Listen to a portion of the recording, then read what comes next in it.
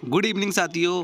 First semester बाल विकास जो आपका पहला पेपर है उसकी दूसरी क्लास आपके सामने लाइव है।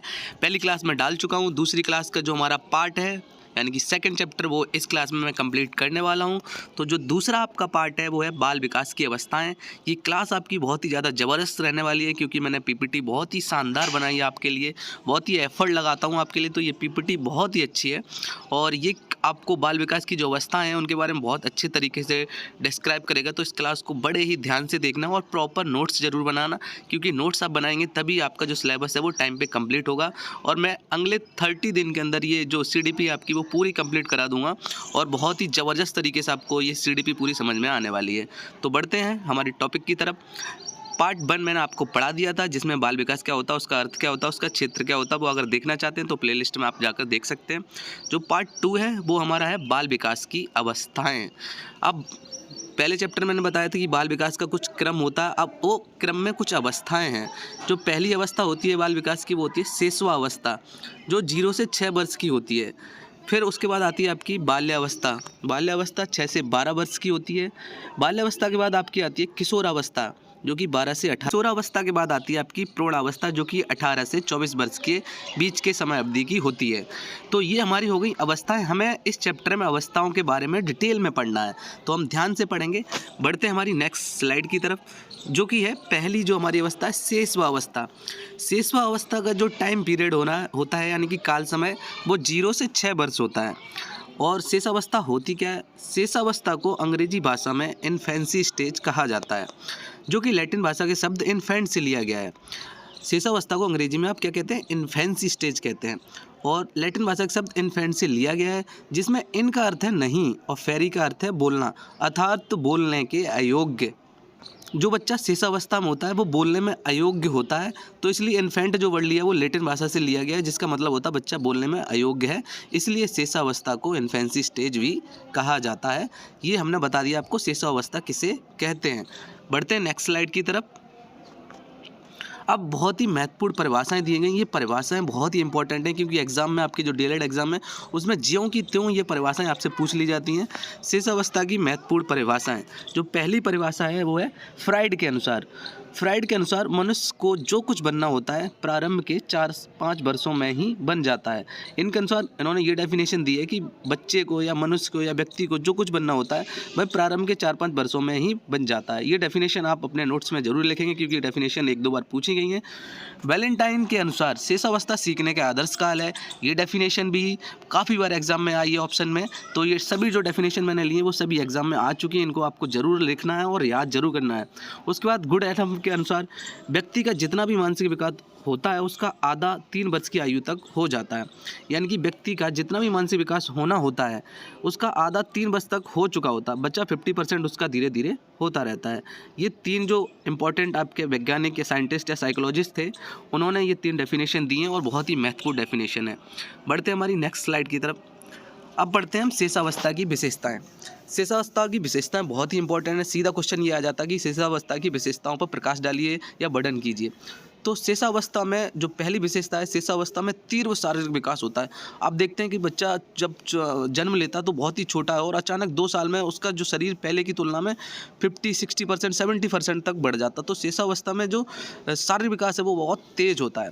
शेषावस्था में तीव्र मानसिक विकास होता है। दूसरे ये है कि बच्चे का जो मानसिक विकास है वो भी बहुत तीव्र होता है कि जब बच्चा जन्म लेता है तो वो खुद से अपनी गर्दन, हाथ, पैर कुछ नहीं चलाना जानता है। बस उसे रोना आता, कूकना आता है, जैसे कूकना बोलते हैं।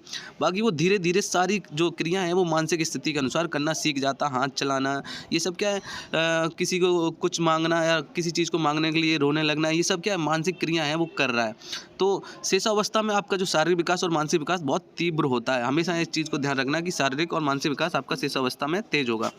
शेषवा काल में बालक में आत्मकेंद्रिता व स्वार्थ की प्रबल भावना होती है। अब ये आत्मकेंद्रिता क्या है? आत्मकेंद्रिता का मतलब होता है सेल्फ सेंटर्ड। जो बच्चा होता है वो सिर्फ अपने से मतलब होता है, उसे दुनिया का किसी से कोई मतलब नहीं होता। उससे सिर्फ अपना अंदर की भावना पाई जाती है कि जो मैं हूँ और कोई नहीं है इस धरती पे, इस दुनिया में और कोई नहीं है। इसलिए उसके अंदर क्या है कि मेरे अंदर एक गुण विद्यमान होता है बालक के अंदर, जिसमें उसे लगता है कि आत्म केंद्रित हूँ मैं और सब मेरे लिए है, मैं किसी के लिए नहीं हूँ। तो ये सेल्फ सेंटर्स का गुण बोला जाता है। बढ़ते हमारी चौथी विशेषता की तरफ, जो कि इस अवस्था के अंतिम वर्षों में शिशु में सामाजिक भावना का विकास होने लगता है। सामाजिक भावना का विकास इस जो चरण है है शेषावस्था उसके अंतिम वर्षों में होने लगता है, क्योंकि बालक समाज के बीच में जाता है, परिवार के बीच में जाता है, वहाँ जो अन्य बच्चे होते हैं उनके संपर्क में आता है, तो सामाजिक भावना का विकास उसमें धीरे धीरे होने लगता है, हालांकि शेषावस्था की अंतिम चरण में। अब ये हमारी यहाँ पे शेषावस्था कंप्लीट होती है। शेषावस्था के बाद अब हम पढ़ेंगे बाल्यावस्था। बढ़ते हमारी नेक्स्ट स्लाइड की तरफ। बाल्यावस्था जो होती है आपकी वो 6 से 12 वर्ष होती है, जिसे इंग्लिश में चाइल्डहुड बोला जाता है। शेषावस्था एवं किशोरावस्था की मध्य की अवस्था बाल्यावस्था कहलाती है। शेषावस्था आप देख सकते हैं यहाँ पे, मैं आपको दिखाऊं, ये आपका क्या है, ये है आपकी शेषावस्था और ये है आपकी किशोरावस्था। इनके बीच का टाइम पीरियड क्या है, ये है हमारा किशोरावस्था। तो शेषावस्था और किशोरावस्था के बीच की जो अवस्था है उसे क्या कहते हैं हम, बाल्यावस्था कहते हैं। कुछ और साइकोलॉजिस्ट हैं जिन्होंने इनके बारे में डेफिनेशन दी है, जो कि डेफिनेशन बहुत ही इंपॉर्टेंट है बाल्यावस्था के नज़रिए से। कोल और ब्रुस ने इस अवस्था को जीवन का अनोखा काल कहा है। ये क्वेश्चन भी 3 बार आया हुआ है एग्जाम में कि कोल और ब्रुस ने किसने बाल्यावस्था को जीवन का अनोखा काल कहा है, तो कोल और ब्रुस ने। और दूसरा है रॉस ने बाल्यावस्था को मिथ्या परिपक्वता का काल कहा है।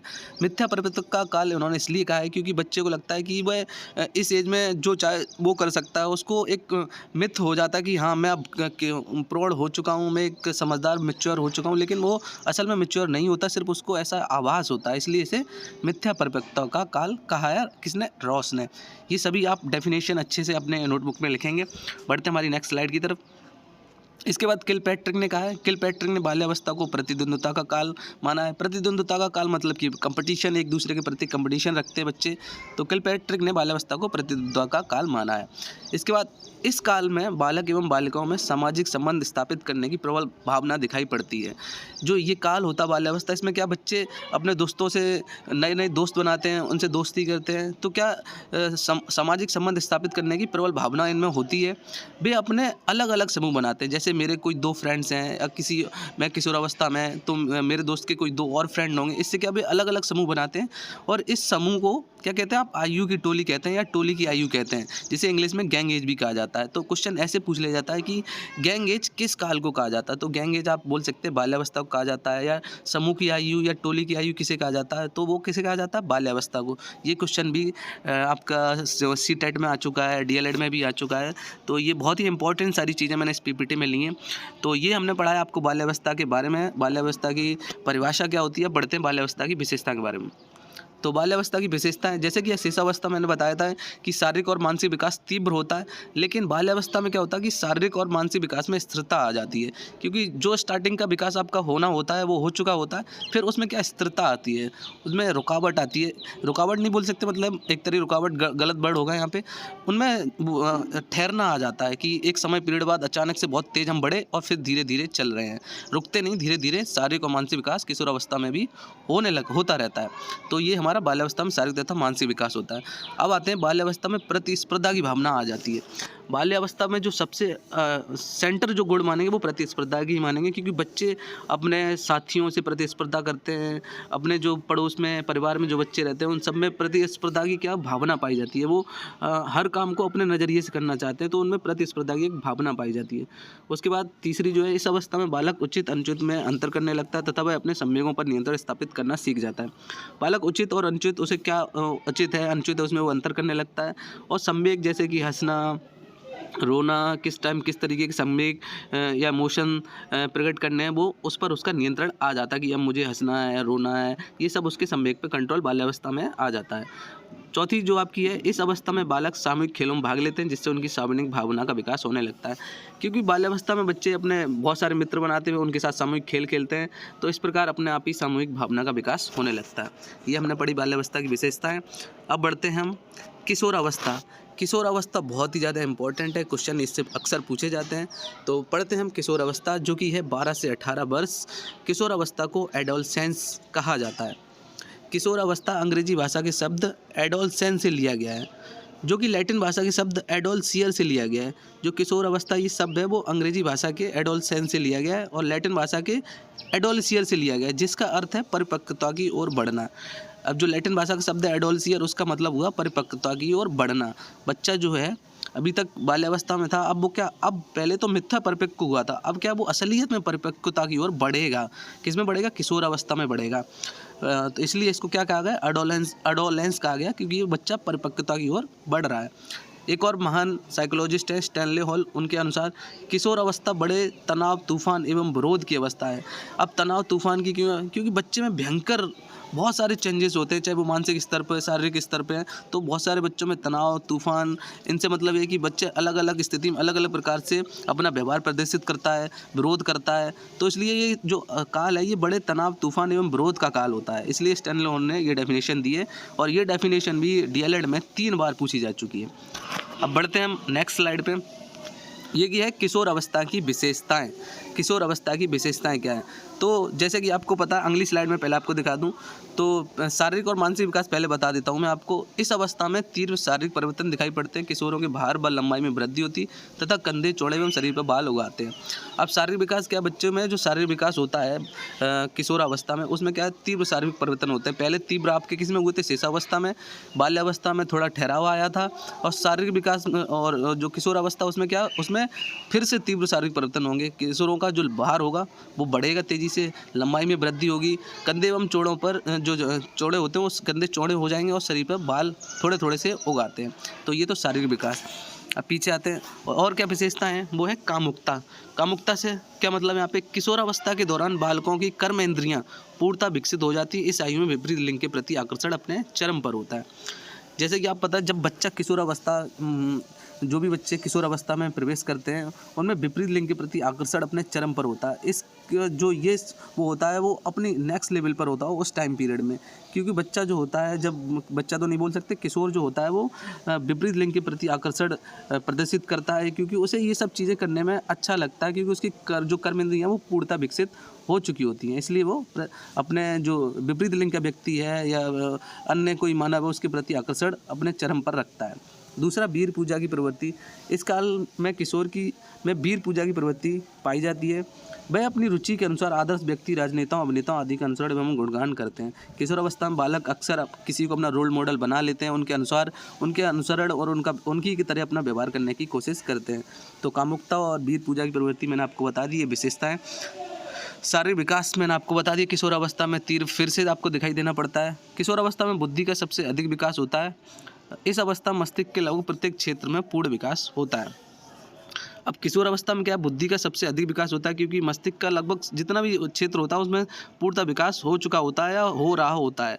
तो बुद्धि लगभग कंप्लीट किशोर अवस्था में बच्चे परिपक्व की तरफ बढ़ रहे होते हैं। विद्रोह की प्रवृत्ति। इस आयु के बालकों में विचारों में मतभेद, मानसिक स्वतंत्रता एवं विद्रोह की प्रवृत्ति देखी जा सकती है। किशोर अवस्था बड़ा ही, जैसे कि स्टैनले हॉल ने भी कहा था कि तनाव, तूफान और मतभेद का काल है, क्योंकि इसमें बच्चों को कुछ आप बताओगे, अगर उसे अच्छा लगता तो ठीक है, अगर उसे अच्छा नहीं लगता वो तुरंत विद्रोह के लिए उतारू हो जाएगा, क्योंकि वो कहेगा कि मेरी भी कुछ मानसिक स्वतंत्रता है, मतभेद है, तो वो आपके सामने नहीं कहेगा, लेकिन विद्रोह जरूर अपने मन में रखता है। कुछ बच्चे सामने प्रदर्शित करते हैं तो बच्चों में विद्रोह का प्रदर्शन करने की भावना पाई जाती है।